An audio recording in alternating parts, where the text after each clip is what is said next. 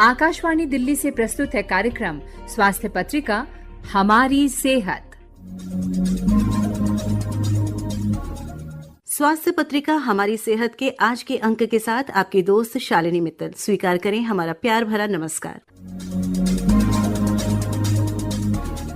श्रोताओं, दुनिया भर में करोड़ों लोग अलग अलग बीमारियों से जूझ रहे हैं। इनमें से एक ल्यूपस डिजीज है। हर साल ल्यूपस के बारे में जागरूकता फैलाने के लिए वर्ल्ड ल्यूपस डे 10 मई को मनाया जाता है। ल्यूपस डिजीज क्या है, ये शरीर के अंगों को कैसे प्रभावित करती है, इसकी वजह क्या होती है और इसका इलाज किस तरह किया जाता है, आइए जानते हैं अखिल भारतीय आयुर्विज्ञान संस्थान नई दिल्ली की र्यूमेटोलॉजी विभाग की विभागाध्यक्ष डॉक्टर उमा कुमार से। ल्यूपस लैटिन में उसका मतलब होता है वुल्फ यानी भेड़िया। तो एक्चुअली हुआ क्या था, जो उनके पेशेंट्स होते हैं उनके फेस पे कुछ ऐसे रैशेज आ जाते हैं जिसकी जो एक अपीयरेंस देते हैं जैसे कि वुल्फ ने बाइट किया हो, तो इसलिए इसका नाम पड़ा ल्यूपस, और जिसे अब हम कह देते हैं सिस्टमिक ल्यूपस इरिथमेटोसिस। यानी कि इस बीमारी में जो दूसरे ऑर्गन्स हैं शरीर के बहुत सारे, उन पर असर आता है। सिस्टमिक डिजीज है, ये ऑटो इम्यून बीमारी है जिसमें अपने शरीर की जो इम्यूनिटी है वो अपने ही सेल्स को डैमेज करना शुरू कर देती है।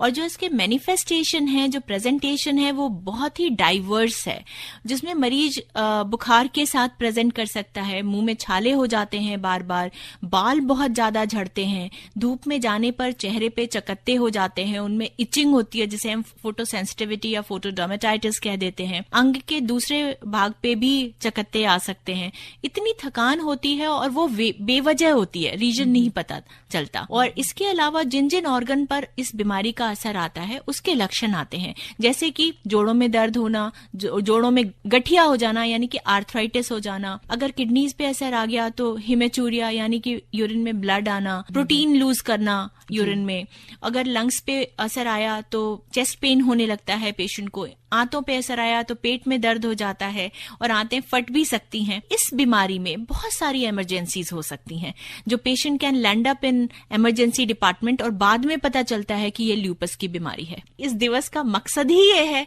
कि इन बीमारियों के बारे में जागरूकता फैलाई जाए। दूसरी चीज, जब पता होगा और हम सस्पेक्ट करेंगे कि इस पेशेंट को ल्यूपस हो सकता है तो कुछ स्पेसिफिक इन्वेस्टिगेशंस होते हैं, जांचें होती हैं। अगर हम बात करें रूटीन जांच की तो वो तो सारी बीमारियों में होती है। कह दिया कि देखते हैं, हीमोग्राम कर लिया, लिवर के फंक्शंस देख लिए, किडनी के फंक्शंस देख लिए, यूरिन एग्जामिनेशन कर लिया, क्योंकि ये मल्टी सिस्टम डिजीज है। जो स्पेसिफिक इन्वेस्टिगेशंस है वो कुछ ऑटो एंटीबॉडीज होते हैं। एक नाम होता है ANA, एंटी न्यूक्लियर एंटीबॉडी, या anti double stranded DNA, complements. इसके अलावा कुछ एसोसिएटेड और ऑटो एंटीबॉडीज होती हैं, वो भी की जाती हैं इन मरीजों में। ऑटो एंटीबॉडीज का टेस्ट किया जाता है, उसमें अगर वो पॉजिटिव आती हैं, क्योंकि आजकल इतने सोफिस्टिकेटेड इन्वेस्टिगेशन टेक्निक्स अवेलेबल हैं, फॉल्स नेगेटिव होने का या फॉल्स पॉजिटिव होने का खतरा बिल्कुल बहुत ही कम हो गया है। तो हमें उन सब जांचों को कराने के बाद मरीज की डायग्नोसिस में आसानी होती है, क्योंकि जो काफी सारे मिमिक्स हैं जो इस बीमारी को, ल्यूपस को मिमिक करते हैं। ल्यूपस जैसे लक्षण, जैसे इवन कुछ ड्रग्स होती हैं जो कि ल्यूपस लाइक इलनेस करती है, अनुवांशिक नहीं है, मदर से चाइल्ड में नहीं जाती है। और ये सच है कि ये जो बीमारी है वो महिलाओं में ज्यादा कॉमनली देखी जाती है, वो भी 15 से 45 वर्ष की उम्र के बीच में। लेकिन इससे ये बिल्कुल नहीं समझना चाहिए कि ये बीमारी जो मेल्स हैं उनमें नहीं हो सकती, या फिर जो बच्चे हैं या बूढ़े हैं उनमें नहीं हो सकती। ये किसी भी उम्र में हो सकती है बीमारी, और किसी भी जेंडर में हो सकती है। जो ल्यूपस का इलाज है वो इंडिया में स्टेट ऑफ आर्ट है। कहने का मतलब ये है कि हमारे यहाँ वो सारी सुविधाएं मौजूद हैं जो पूरी दुनिया में किसी भी कोने में है, उपलब्ध हैं। तो ये बीमारी पूरी तरह ट्रीटेबल है। तो ये मानना चाहिए, जैसे आप डायबिटीज, हाइपरटेंशन, हार्ट डिजीज की दवाइयां लेते हैं, वैसे ही इस बीमारी की भी कुछ दवाइयां हैं, वो ली जा सकती हैं as long as that is required. तो यहाँ पे मैं ये कहना चाहूंगी कि कभी भी सेल्फ इन्वेस्टिगेट ना करें, क्योंकि जो जितने भी ऑटो एंटीबॉडीज होते हैं, और उसमें जैसे ANA की बात हम कर रहे हैं, वो नॉर्मल लोगों में भी पॉजिटिव हो सकता है। टाइटर्स होते हैं, जो इंटेंसिटी होती है, डिफरेंट डाइल्यूशंस में डिफरेंट प्रोपोर्शंस ऑफ पेशेंट्स में ये पॉजिटिव हो सकता है। और देखा गया कि जिनको कोविड हुआ था तो कोविड के दौरान भी बहुत सारे ऑटो एंटीबॉडी पॉजिटिव पाए गए थे, लेकिन उनको ऑटो इम्यून इलनेस नहीं हुई थी। और रोज अपनी प्रैक्टिस में देखते हैं कि पेशेंट ठीक हो जाता है तो दवाइयां बंद कर देता है और डॉक्टर के पास आना भी बंद कर देता है। फिर दोबारा जब उसको परेशानी होती है तब फिर डॉक्टर के पास आता है। तो मैं सबको कहना चाहूंगी, लिसनर्स को ये बताना चाहूंगी कि जो ये बीमारियां हैं, ये क्रॉनिक इलनेसेस हैं, हमें लगता है कि हमारी बीमारी ठीक हो गई, लेकिन कहीं ना कहीं वो एक चिंगारी लाइव रहती है और जैसे ही आप दवाइयां बंद करते हैं तो दोबारा से डिजीज फ्लेयर हो जाती है। और जितनी बार डिजीज फ्लेयर होगी उतना ही ज्यादा मुश्किल होता जाएगा उस बीमारी को कंट्रोल करना। तो अपने आप दवाएं बिल्कुल बंद ना करें और जैसे ही आपका डॉक्टर आपको फॉलोअप के लिए बुलाता है 3 से 6 महीने पर या उससे जल्दी या बाद में, आप जरूर डॉक्टर को रिपोर्ट करें। और एक बात कि जो इन्वेस्टिगेशन वो सब आपको सजेस्ट करते हैं, जैसे यूरिन एग्जामिनेशन या कुछ ब्लड इन्वेस्टिगेशंस, वो जरूर करा के जाएं। ऑटो इम्यून डिजीज ल्यूपस पर अभी आप जानकारी प्राप्त कर रहे थे अखिल भारतीय आयुर्विज्ञान संस्थान नई दिल्ली की र्यूमेटोलॉजी विभाग की विभागाध्यक्ष डॉक्टर उमा कुमार से। श्रोताओं, मशहूर नर्स फ्लोरेंस नाइटिंगेल के जन्मदिवस यानी 12 मई को अंतर्राष्ट्रीय नर्स दिवस के रूप में मनाया जाता है। फ्लोरेंस नर्स के साथ साथ एक समाज सुधारक भी थीं। नर्सेस के योगदान को याद करने और उनके प्रति सम्मान प्रकट करने के लिए इंटरनेशनल नर्सेस डे मनाया जाता है। आइए जानते हैं इस बारे में विस्तार से। क्यों मनाया जाता है नर्सेस डे, क्या है इसका इतिहास और महत्व, बता रही हैं नीतू मैत्रा। नमस्कार, मैं नीतू मैत्रा। आप सभी को हमारी ओर से happy international nurses day. International nurses day हम 12 मई को मनाते हैं।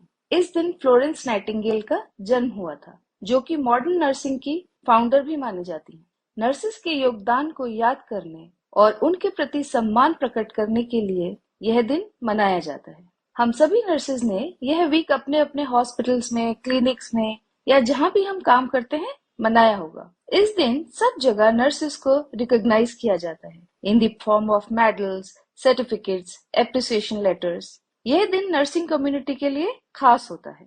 इंटरनेशनल काउंसिल ऑफ नर्सेस हर साल एक थीम नर्सेस को डेडिकेट करते हैं। इस साल का थीम है आवर नर्सेस आवर फ्यूचर, हमारी नर्सेस हमारा भविष्य। और इस साल विशेष रूप से फोकस किया गया है caring for nurses strengthen economies. This theme emphasizes the importance of supporting nurses' well-being. नर्सों की देखभाल अर्थव्यवस्था को मजबूत बनाती है। इस वर्ष की थीम एक महत्वपूर्ण लेकिन अक्सर अनदेखा किए जाने वाले मुद्दे पर ध्यान केंद्रित करती है। नर्सेस को स्वस्थ और खुश रहने के लिए समर्थन की आवश्यकता होती है, क्योंकि उनका स्वास्थ्य और कल्याण स्वास्थ्य सेवा के कामकाज को प्रभावित करता है। Nurses face numerous challenges like burnout, stress, and fatigue. This highlights the need for healthcare system and policymakers to prioritize their well-being.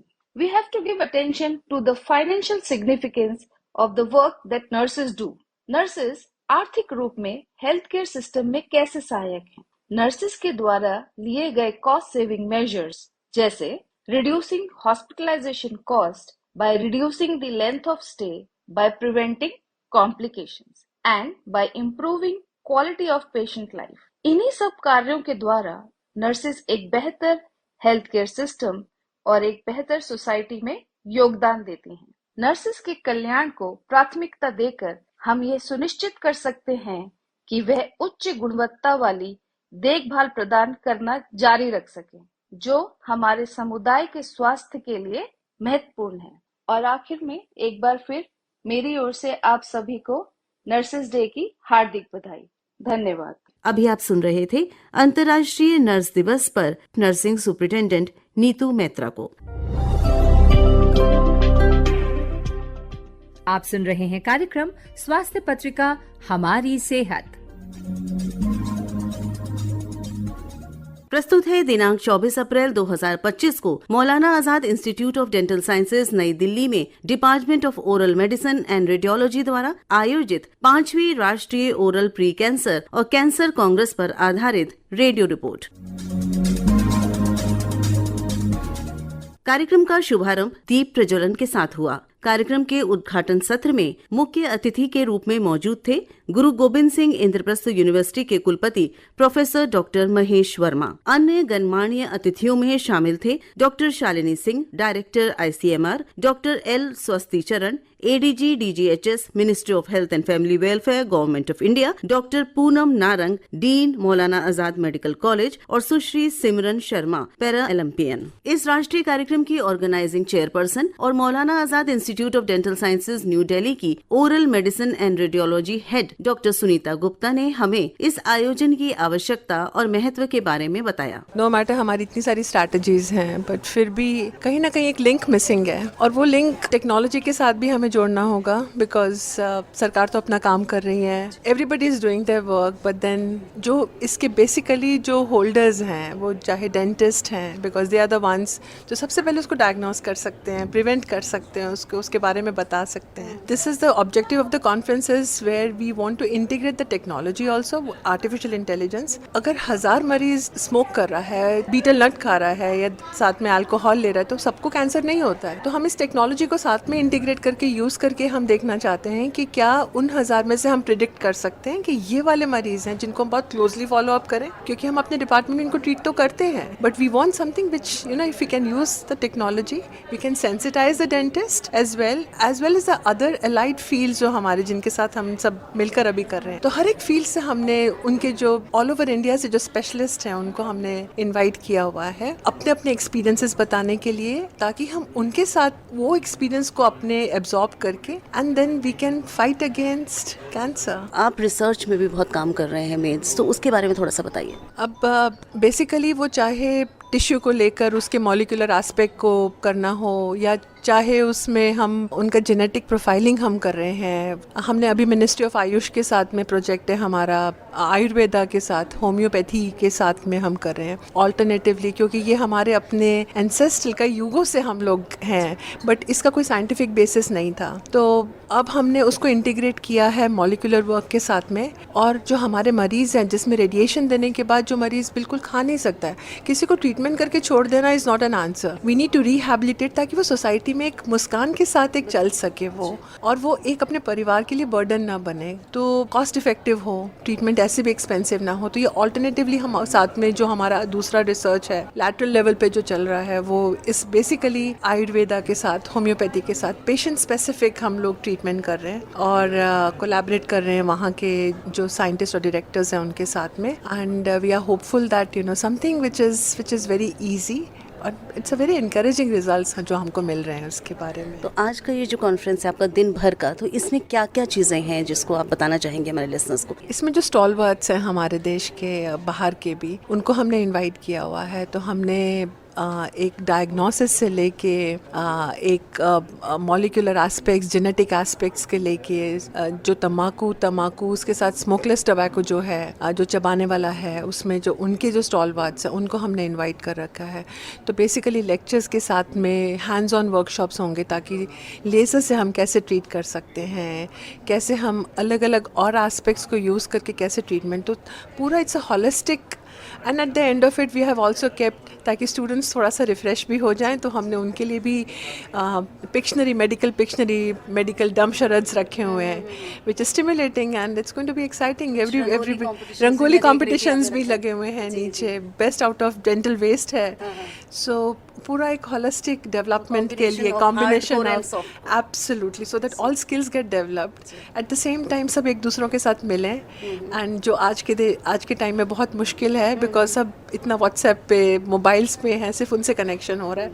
So the objective was also कि सब फिजिकली एक दूसरों से मिल के, and then we learn from each other, we work in team and we make a nation as cancer free nation. So that हम एक छोटा सा उसमें एक स्टेप ले रहे हैं इसके लिए। एक स्टेप मिलकर मंजिल तक हमें पहुंचाएगा जरूर। आपने आकाशवाणी से बात की, आपने समय निकाला, इसके लिए धन्यवाद। हमें इनवाइट किया इसके लिए धन्यवाद and wish you all the best. Thank you so much Shalini ma'am, thank you. कार्यक्रम के मुख्य अतिथि गुरु गोबिंद सिंह इंद्रप्रस्थ यूनिवर्सिटी नई दिल्ली के vice chancellor Padmashri professor doctor Mahesh Verma. यहाँ आके ऐसा लगता है कि जो मिशन हमने स्थापित किया था, वो मिशन को भली भांति जो हमारी आगे की लीडरशिप है उसको चला रही है। ये tobacco cessation, pre cancer awareness, oral cancer, इसके बारे में हम सालों से यहाँ काम कर रहे हैं और ये 5वीं नेशनल कॉन्फ्रेंस है। और देखिए ये एक ऐसी चीज है जो बहुत ही नेग्लेक्टेड है और इसका अगर हम देखें कि जितने भी कैंसर बॉडी में होते हैं उसमें ओरल कैंसर की मात्रा सबसे ज्यादा होती है। ये बहुत ही बड़ा इशू है। उसका कारण ये है कि हमारी जो जनता है, हमारा जो जनसाधारण है, वो बहुत सारे जो रिस्क फैक्टर है, चाहे वो स्मोकिंग है, चाहे वो टोबैको है, खैनी खाना है और बहुत सारे जो रिस्क फैक्टर्स हैं वो उससे ग्रसित हैं। तो उसकी वजह से जो है ओरल कैंसर की मात्रा बहुत। अब देखिए ओरल कैंसर का एक बहुत ही विचित्र बात ये है कि ये होने से पहले इसकी दशा जो है इनवेरिएबली प्री कैंसर में होती है कि जैसे सफ़ेद चकत्ते हो जाते हैं, लाल चकत्ते हो जाते हैं, या जो मुंह में कुछ छाले हो जाते हैं, घाव हो जाता है जो भरता नहीं है।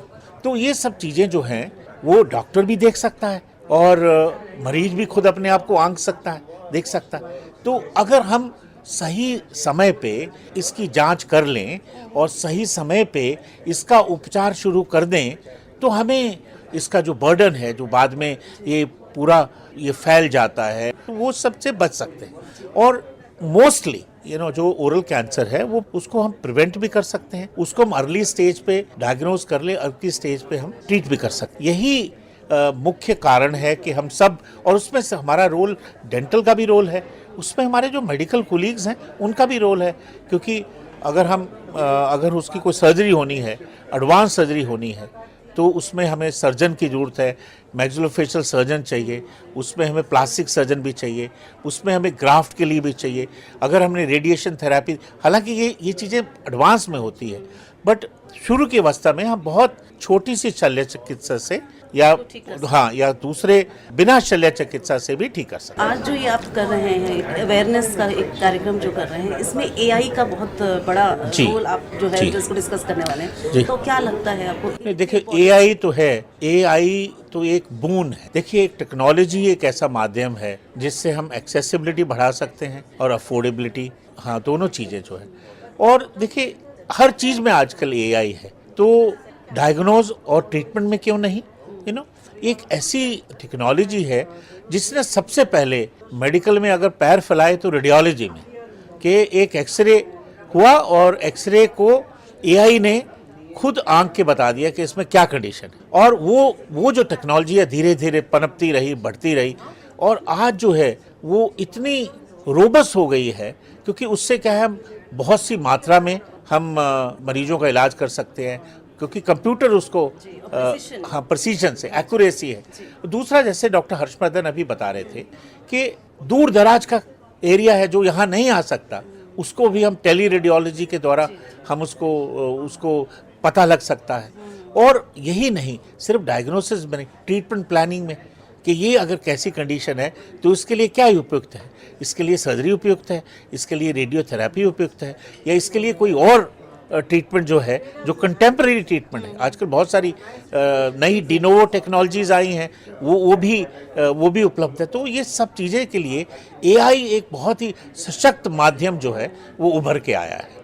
कार्यक्रम में महत्वपूर्ण विषयों पर विभिन्न सेशंस भी आयोजित किए गए। कार्यक्रम की theme cutting edge trends in oral medicine and harvesting artificial intelligence in maxillofacial imaging के बारे में हमें बताया महाजन इमेजिंग के फाउंडर और मैनेजिंग डायरेक्टर डॉक्टर हर्ष महाजन ने। कि ये कॉन्फ्रेंस जो ओरल हेल्थ पे है, ओरल मेडिसिन, डेंटल प्रॉब्लम्स, और हमारे देश में क्या है कि मुंह के कैंसर की बहुत ही अधिक मात्रा में मिलता है, क्योंकि यहाँ टोबैको, खैनी, ये सब लोग चबाते भी हैं और स्मोक भी करते हैं, तो इसके चलते कैंसर बहुत ज़्यादा है, ओरल कैंसर। तो इस कॉन्फ्रेंस का मकसद ये है, पहली बात कि अवेयरनेस बढ़ाई जाए कि कैसे हम इसको कम कर सकते हैं। दूसरी बात कि अगर कुछ हो गया है तो आप विलम्ब नहीं करें, आप वेट नहीं करें, एकदम डॉक्टर को आप दिखाइए। अगर मुंह में छाला हो गया है, कोई और रंग चेंज हो गया है किसी हिस्से का, कहीं दर्द होती है, एकदम आप डॉक्टर के पास जाइए।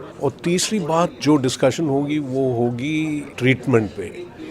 इसके अलावा बहुत फोकस रखा गया है आर्टिफिशियल इंटेलिजेंस कैसे मदद कर सकती है डायग्नोसिस में और ट्रीटमेंट में। अब विभिन्न जो बॉडी के पार्ट्स हैं उनमें आर्टिफिशियल इंटेलिजेंस, चाहे वो एक्सरे हो, एमआरआई हो, सीटी स्कैन हो, पेट सीटी हो, उसमें एक महीन और सटीक डायग्नोसिस बनाने में, कहाँ तक बीमारी फैली हुई है वो दिखाने में योगदान दे रहा है।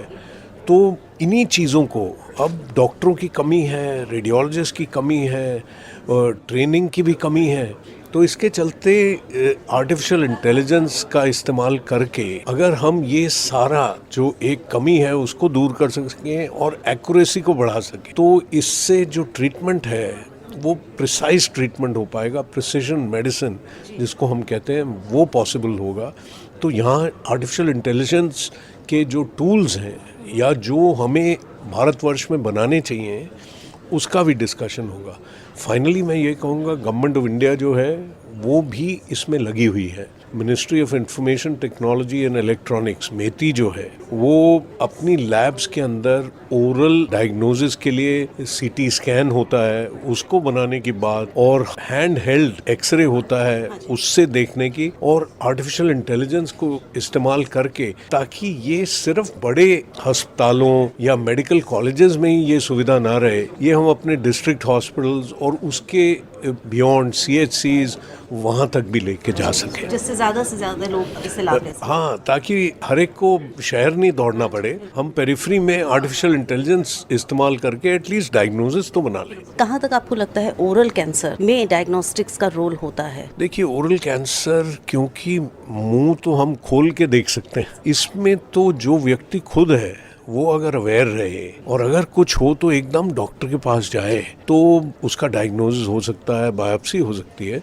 जहाँ तक रेडियोलॉजी का सवाल है, रेडियोलॉजी कितना डेप्थ है, कितनी फैलाव है, किस तरह की बीमारी है, उसमें मदद करती है। तो रोल तो बहुत, एक बार डायग्नोसिस बन गया उसके बाद ट्रीटमेंट कैसे होना चाहिए उसको दर्शाने के लिए रेडियोलॉजी और इमेजिंग का बहुत बड़ा रोल है। आप हैं director and ex chief Tata memorial head and neck surgical oncology Apollo hospital के डॉक्टर अनिल के D'Cruz. Head and neck cancers अपने देश में one of the commonest cancers, 30% हमारे सब कैंसर्स हेड एंड नेक, और उसमें लगभग आधे कैंसर ओरल या माउथ के कैंसर्स होते हैं। माउथ के कैंसर ज़्यादातर पूरी दुनिया में हमारे ही देश में होती है।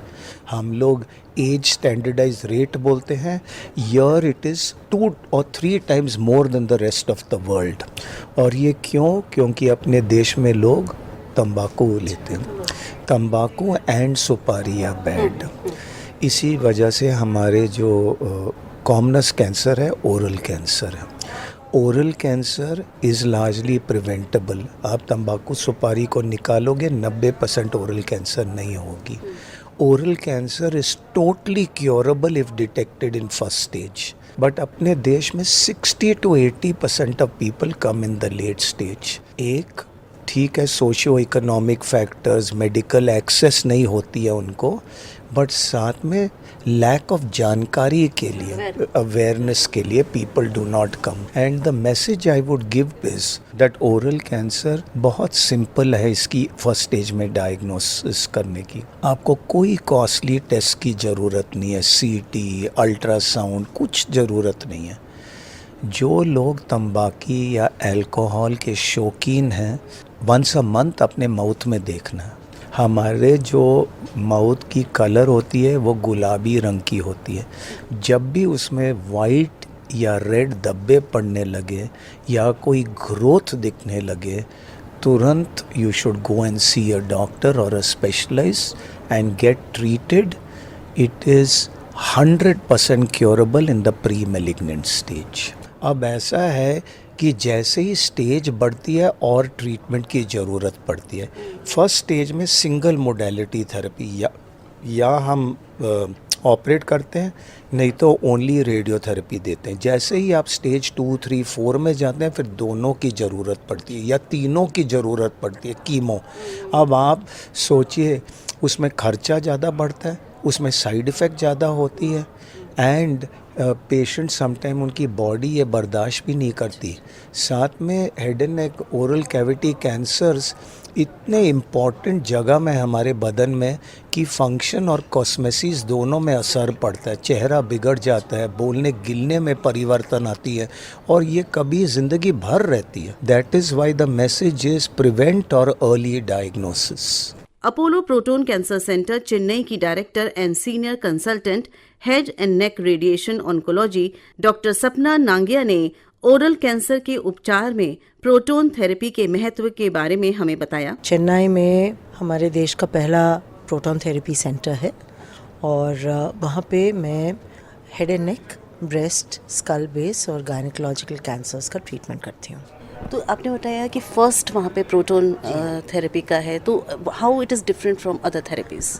देखिए, प्रोटोन थेरेपी जो है वो एक बहुत सोफिस्टिकेटेड फॉर्म ऑफ रेडियोथेरेपी होती है। हम जानते हैं कि एक्सरेज जो हैं जिनसे हम रेडियोथेरेपी करते हैं वो बेसिकली इलेक्ट्रोमैग्नेटिक रेडिएशन होती है, जबकि प्रोटॉन्स जो हैं एक पॉजिटिवली चार्ज पार्टिकल होते हैं। तो फ़र्क दोनों में ये होता है कि एक्सरेज जो हैं वो बॉडी के थ्रू एंड थ्रू चले जाते हैं, जबकि प्रोटॉन्स एक पर्टिकुलर जगह जाके रुक जाते हैं। इस कारण से हम लोग नॉर्मल ऑर्गन्स को प्रोटॉन थेरेपी से रेडिएशन के जो बुरे असर होते हैं उनसे बहुत बेहतर तरीके से बचा पाते हैं। और बहुत सारी सिचुएशंस में चूंकि प्रोटॉन थेरेपी आसपास के ऑर्गन्स को डैमेज नहीं करता है, तो हम ट्यूमर को डोज ज़्यादा दे पाते हैं। तो प्रोटॉन थेरेपी के यही फ़ायदे होते हैं कि या तो साइड इफ़ेक्ट कम होते हैं, या रिज़ल्ट ज़्यादा बेहतर होता है, और या दोनों चीज़ें होती हैं। रिजल्ट भी बेहतर होता है और साइड इफ़ेक्ट भी कम। तो ये जो आपका सेंटर है कब से चल रहा है?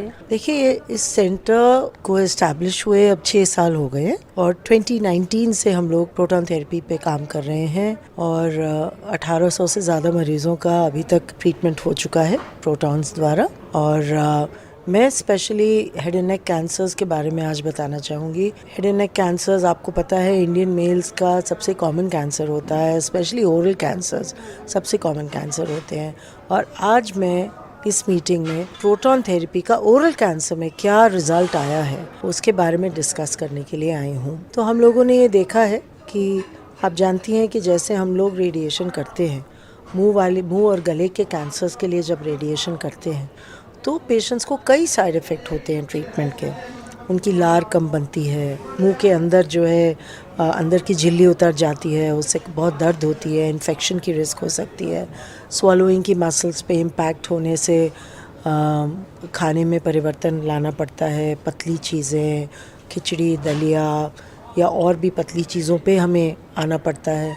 जब हम प्रोटॉन थेरेपी इस्तेमाल करते हैं तो ये सारी जो स्ट्रक्चर्स हैं, जैसे कि हमारी लार बनने की ग्रंथि जो है, या स्वॉलोइंग की मसल्स जो हैं, या अंदर लाइनिंग है चीक की, उसमें रेडिएशन कम जाती है। जब ये कम जाती है तो पेशेंट को वो सारा ट्रीटमेंट टॉलरेट करना कहीं ज़्यादा आसान हो जाता है। हम लोगों ने स्पेशली देखा है कि कुछ ऐसे मरीज़ हैं जैसे जो बड़ी उम्र के हैं, उनमें अक्सर पूरा ट्रीटमेंट हो ही नहीं पाता, पर प्रोटॉन में वो स्थिति नहीं आती है। वो पूरा ट्रीटमेंट जो उस बीमारी के लिए सही ट्रीटमेंट है वो करा पाते हैं। और ये जो एडवांटेज है वो सिर्फ ट्रीटमेंट के दौरान नहीं रहता। जैसे देखा गया है कि 6 महीने 1 साल बाद भी जिन मरीज़ों ने प्रोटॉन थेरेपी से इलाज कराया होता है, उनकी जो क्वालिटी ऑफ लाइफ है वो बहुत बेटर होती है बाकी टेक्निक्स के मुकाबले। स्पेन जो कंट्री है इंडिया के मुकाबले बहुत छोटी है, वहाँ पे 10 सेंटर इस्टेब्लिश हो रहे हैं। अभी हमारे पास इंडिया में 2 सेंटर हैं, अगले 2 सालों में 2 और आ जाएंगे। और उसके बाद जैसे जैसे ये टेक्नोलॉजी और एक्सेसिबल होगी तो मैं समझती हूँ कि हम अपने देश में भी बहुत सारे प्रोटॉन थेरेपी सेंटर्स देखेंगे। Thank you. कार्यक्रम में विभिन्न hands on workshop, master classes with masters का भी सफल आयोजन हुआ। इसी के साथ 24 अप्रैल 2025 को मौलाना Azad institute of dental sciences नई दिल्ली के department of oral medicine and radiology द्वारा आयोजित 5वीं राष्ट्रीय ओरल प्री कैंसर और कैंसर कांग्रेस पर आधारित रिपोर्ट अब यहीं समाप्त होती है। वाचक स्वर और प्रस्तुति शालिनी मित्तल। इसी के साथ हमारी आज की स्वास्थ्य पत्रिका हमारी सेहत अब यहीं समाप्त होती है। फिर मिलेंगे अगली बार। तब तक के लिए स्वीकार करें हमारा नमस्कार। अभी आप आकाशवाणी दिल्ली से सुन रहे थे कार्यक्रम स्वास्थ्य पत्रिका हमारी सेहत। कार्यक्रम की प्रस्तुतकर्ता थी शालिनी मित्तल।